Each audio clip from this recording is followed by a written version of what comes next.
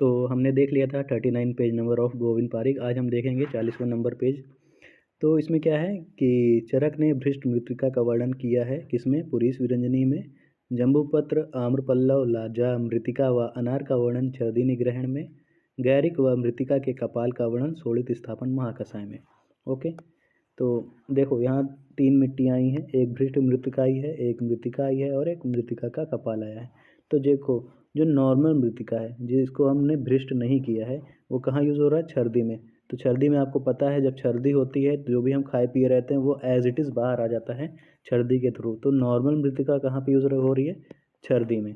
और जो हम भूंज रहे हैं भ्रष्ट मृत्तिका मतलब हम प्रोसेस कर रहे हैं इसको ना, प्रोसेस मृत्तिका है जो, वो कहाँ पे यूज़ हो रही है, पुरीश विरंजनी महाकषाय में। तो आपको पता है पुरीश कैसा है, पुरीश भी प्रोसेस होके आता है। हम अन्न खाते हैं, अन्न से हमारा पुरीश बनता है, तो वो जाता है डाइजेशन, एब्जॉर्प्शन, एसिमिलेशन, बहुत सारी प्रोसेस के हो के गुजर के वो आता है, तो वो भी प्रोसेस हो रहा है।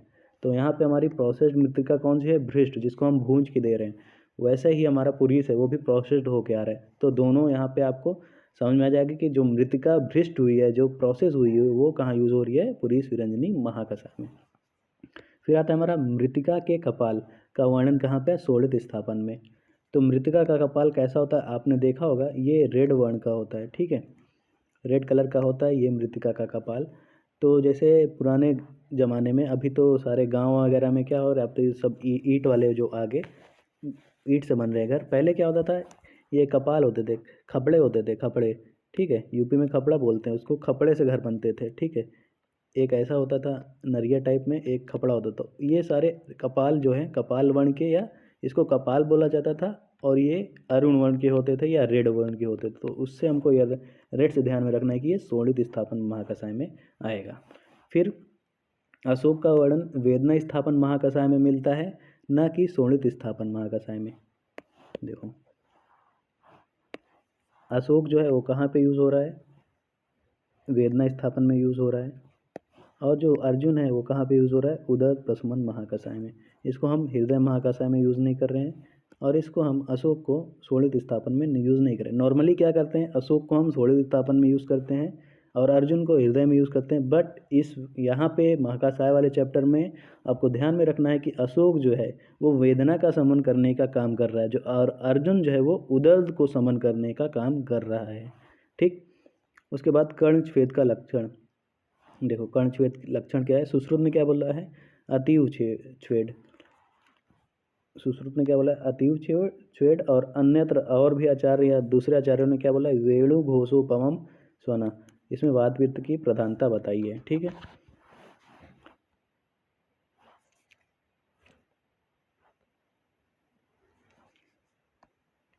उसके बाद कर्णनाद का लक्षण। कर्णनाद में क्या है कि सुश्रुत ने क्या बोला है, शृणोति शब्दान विविधान।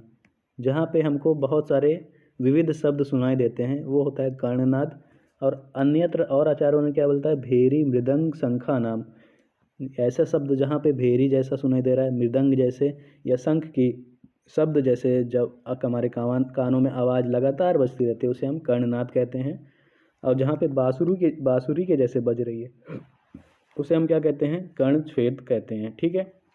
कर्णनाद और कर्ण छेद डिफरेंट है। कर्ण छेद समझो कि एक छोटा सा नॉर्मल चीज़ें हैं, नॉर्मल मतलब जैसे बांसुरी की आवाज़ आ रही है वो छोटी चीज़ों से आवाज़ आ रही है, ठीक है, ऐसे सुनाई देगा कर्ण छेद में। जबकि कर्णनाद होता है, नाद एक बड़ा बीमारी है, ऐसा ध्यान रखो। नाद मतलब बहुत बड़ी चीज़ है, जहाँ पे हमको शंख से, मृदंग से या भेरी से आवाज़ जहाँ पे आती है उसको हम बोलते हैं कर्णनाद, ठीक। छेद और नाद में डिफरेंस है। छेद सोचो स्मॉलर चीज़ है, नाद जो है वो बड़ी चीज़ है।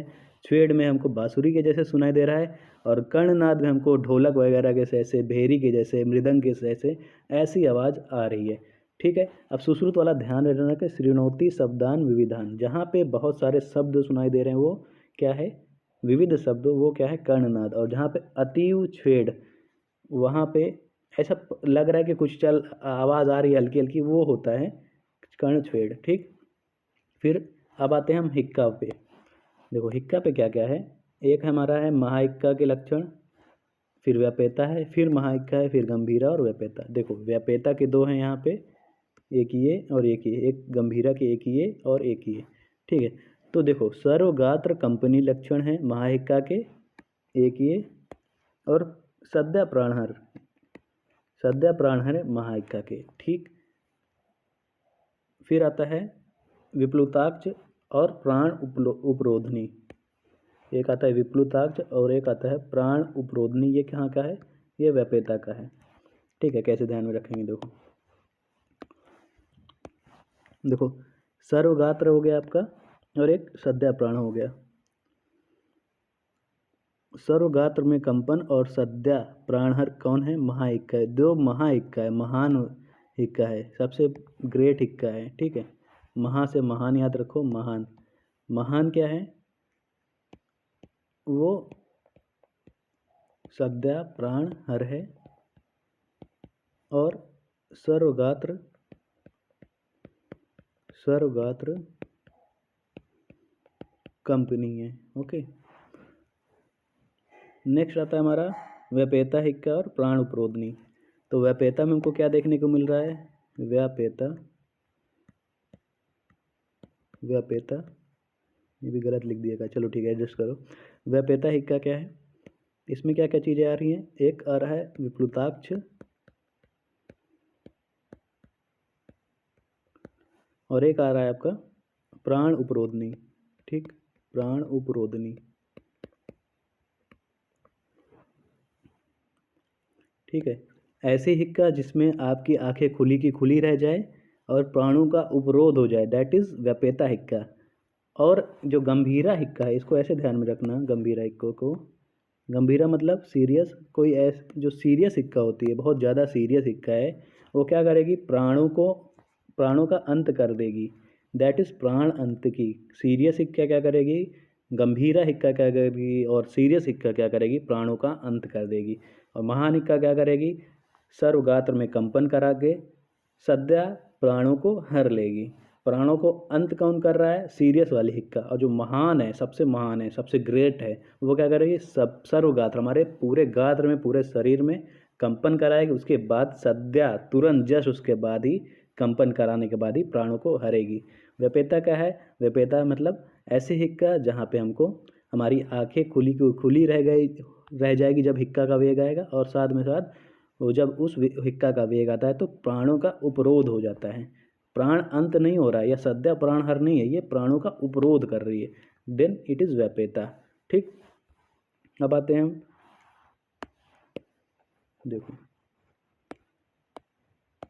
अब आते हैं हम, ये हो गया हमारा कपोत इव कूजन लक्षण किसका है? अपतंत्रक का। और परावत इव कूजन किसका है? क्षतचकास का। आप बहुत बार पढ़े होंगे उसको, तब भी याद कर लेते हैं। कपोत का आप ऐसे याद कर सकते हैं, कपोत कहाँ पे आ रहा है? अपतंत्रक में आ रहा है ना, तो कपोत से आप कप तंत्रक याद कर लें, कप तंत्रक। तो यह कब से आ जाएगा आपका कपोत। तो कपोत इव कूजन, कपोत इव कूजन फिर कहाँ पे आएगा? आपका अपतंत्रक में, जिसको हमने क्या बनाया है? कप तंत्रक बनाया है, ठीक। उसके बाद परावत इव कूजन, परावत इव कूजन क्षतचकास में, ठीक है। तो इसको ध्यान में रख लेना। दोनों में देखो डिफरेंस क्या होता है, बस हमको डिफ्रेंशिएट करना था। हमको पता होता है कि एक क्षतचकास में एक आया है, एक अपतंत्रक में है, बट हम ये डिफ्रेंशिएट नहीं कर पाते कि परावत इव कूजन अपतंत्रक में था या कपोत इव कूजन था। तो कपोत वाला हमने याद कर लिया कि अपतंत्रक क्या है? कपतंत्रक, अपतंत्रक कपतंत्रक हमने याद कर लिया। बाकी जो बचा परावत वाला, वो आपका क्षतचकास में आ जाएगा। फिर संसर्जन क्रम में देह आहार का, संसर्जन क्रम में देह आहार का क्रम क्या है?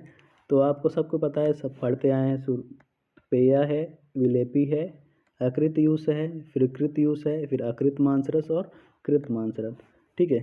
पेया विलेपी, फिर हम यूज देते हैं डायरेक्टली, हम मांसरस नहीं देते क्योंकि अग्नि उतनी ज़्यादा बढ़ी हुई नहीं रहती है। तो हम संसर्जन क्रम किस लिए दे रहे हैं? अग्नि को बढ़ाने के लिए, अग्निवर्धन के लिए।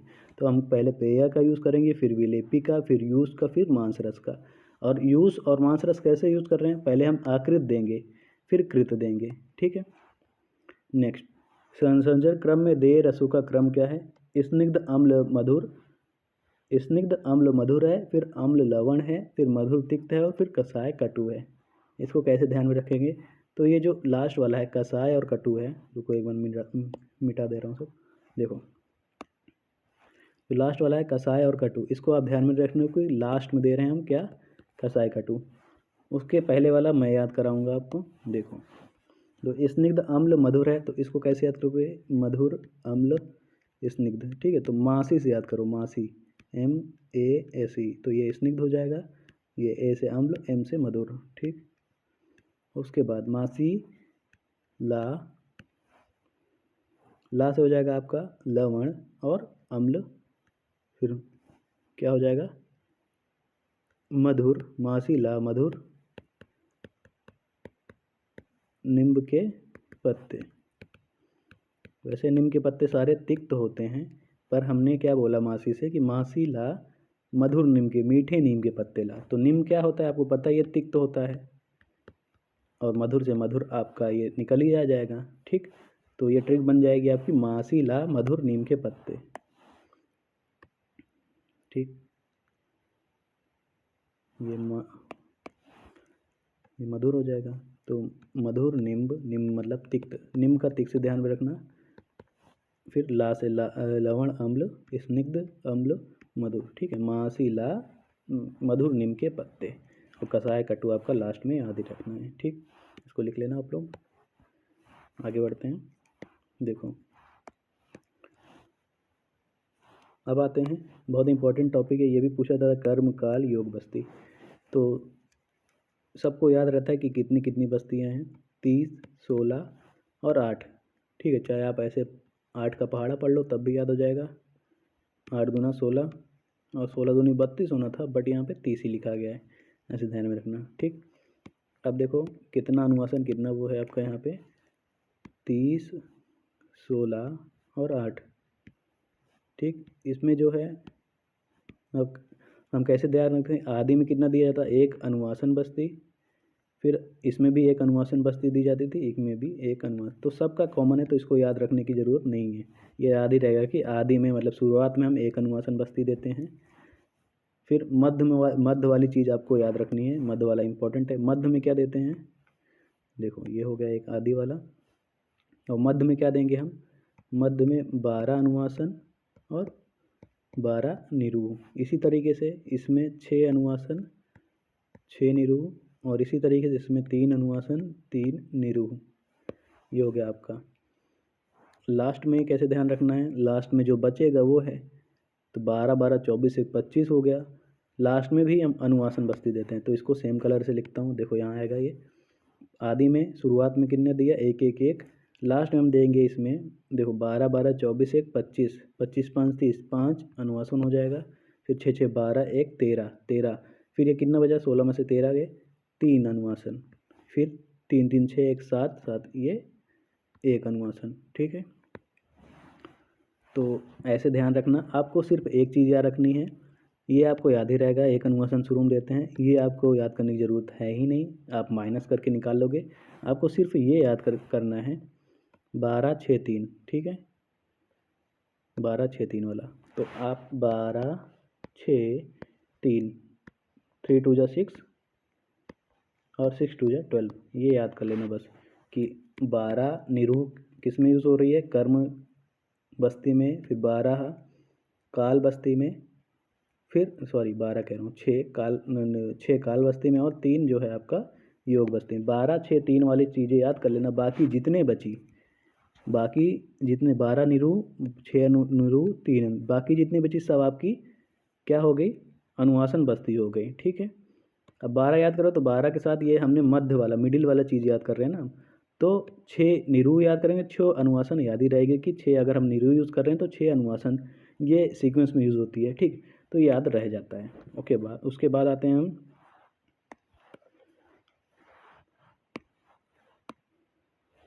उसके बाद है हमारा महामर्म किसको कहते हैं और त्रिमर्म किस कहते हैं। जो महामर्म क्या है हमारा, हृदय है, बस्ती है, नाभि है, और जो त्रिमर्म है हमारा वो क्या है, हृदय है, बस्ती है और सिर है, ठीक है। आप हमेशा से पढ़ते आए हैं, हृदय बस्ती सिर क्या है, त्रिमर्म है, और हृदय बस्ती नाभि क्या है, वो आपका महामर्म है। सिर्फ यहाँ पे नाभि और सिर में इंटरचेंज हो रहा है, ठीक है।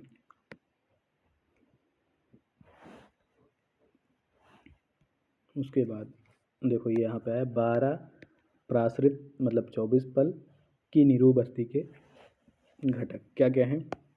देखो सबसे ज़्यादा जो यूज़ होता है वो क्या यूज़ होता है आपका, क्वाथ यूज़ होता है, 5 प्रसरित, फिर कल्क। ये सब में सेम रहेंगे तो इसको याद करने की ज़रूरत नहीं है। एक बार बस ध्यान में रह जाएगा कि क्वाथ कितना यूज़ हो रहा है, 5 हो रहा है, कल्क कितना हो रहा है, 6 हो रहा है। ठीक, उसके बाद स्नेह भी आपको याद करने की ज़रूरत नहीं है। आपको पता है वातज में स्नेह कितना होता है, 1/4 होता है ऑफ टोटल निरूबस्ती।